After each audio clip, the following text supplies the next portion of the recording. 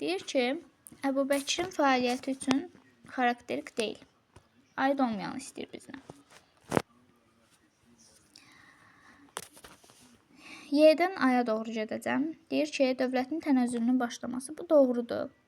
Özbəyin Həmədana hakim təyin edilməsi. Biz bilirik ki, 1194-cü ildə Xarəzmşah Təkəşlə Xorasan Rey Həmədan uğrunda Əbubəkir mübarizə aparıb və Həmədanı onlardan alıb, qardaşı Özbəyi də ora hakim təyin edib. Ona görə D-də çıxırıq.